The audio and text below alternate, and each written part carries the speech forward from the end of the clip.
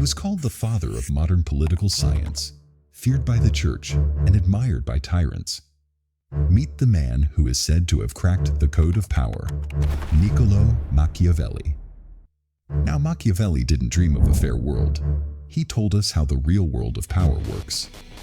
Today, we uncover 4 ruthless principles from The Prince, his infamous guide to power, and the bloody stories from history behind each principles. Principle 1. Appear virtuous. Be ruthless. Let's talk about Cesare Borgia, the ideal prince according to Machiavelli. Borgia wanted to unite Italy under one crown, his own. But first, he had to tame a lawless region called Romagna. So what did he do?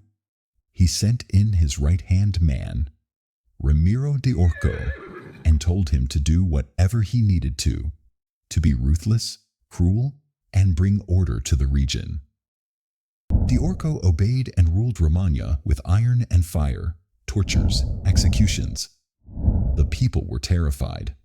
But in time, the region was in order and peaceful. Still, the people hated de Orco, and by extension, Borgia as well. So one night, Borgia had his own comrade de Orco executed, cut his body in half, and dumped in the town square for the people to see. Why? To win public approval and instill fear at once, he shocked them into obedience and made himself look the merciful savior. So to the people, Borgia claimed that de Orco abused power and acted on his own, that Borgia would never allow such atrocities, and even called his dead comrade a monster. Machiavelli loved this move. Borgia achieved his goals, instilled fear, and was loved by the people at the same time. They feared the cruel way he executed his close comrade de Orco. Yet they loved to see the man die and his madness end. Machiavelli said the successful ruler is a master of illusion. You must appear just, merciful, and moral, even when you're lying, cheating, or killing behind the scenes. The lesson here? Don't be good, just look good. Let your mask wear the halo, while your hands do the dirty work.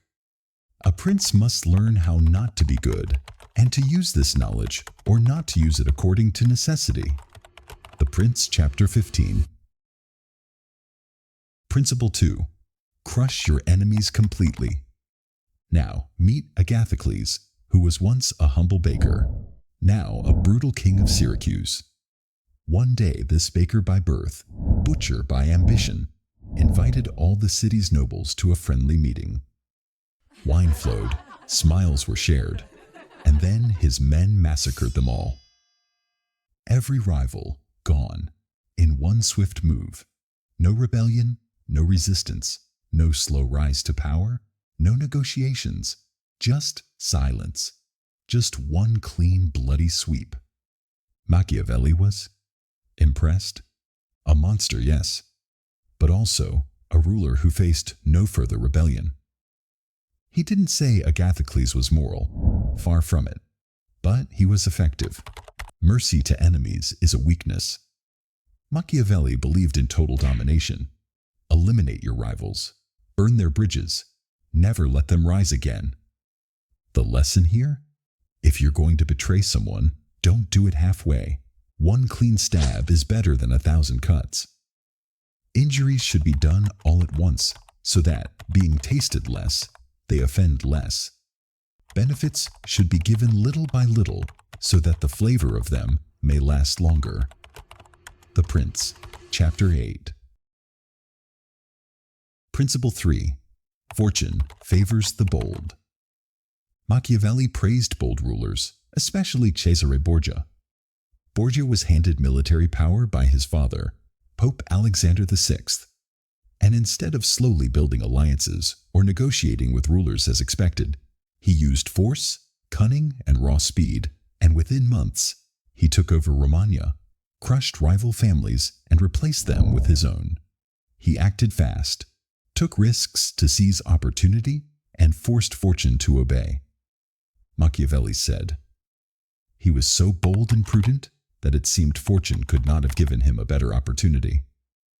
Machiavelli didn't entirely believe in fortune or luck. Life can be unpredictable and chaotic, but he said it controls only half your destiny. The rest, that's on you. The other half belongs to courage and action. So the ideal ruler? Bold, decisive, even reckless at times. Lesson: fortune rewards the audacious, not the cautious. Hesitate, and you'll be ruled. Act, and the world might just kneel, and you'll ride the chaos like a beast. Fortune is a woman, and it is necessary to beat and coerce her. The Prince, Chapter 25. Principle 4. It's better to be feared than loved, if you can't be both. In the late 15th century, Ferdinand of Aragon ruled alongside Queen Isabella, and together they launched the Reconquista to drive Muslims and Jews out of Spain. Ferdinand presented himself as a devout Christian king, chosen by God. Churches praised him, clergy blessed him. When Granada fell in 1492, the last Muslim stronghold, Ferdinand celebrated with public prayers, then immediately ordered the expulsion of over 100,000 Jews, stripping them of land and wealth. Then came the Spanish Inquisition, a reign of fear with secret trials, torture chambers, and public executions, all in the name of religious purity. And while the people hated the Inquisition, they didn't revolt, because it was cloaked in God's authority and fear kept them quiet. Machiavelli saw this clearly.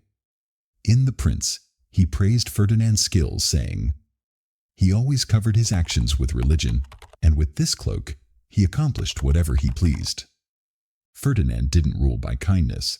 He ruled by fear, disguised as virtue. And it worked. He unified Spain, grew an empire, and died a king. Machiavelli saw rulers fall because they wanted to be adored. He believed love is fleeting, based on obligation, but fear is rooted in control. It keeps people in line. He wrote this during the chaos of Italy's warring states, where soft rulers were devoured by merciless ones. The lesson here: fear works. Love fades. Be feared first, but make it look like justice. It is much safer to be feared than loved if one must choose.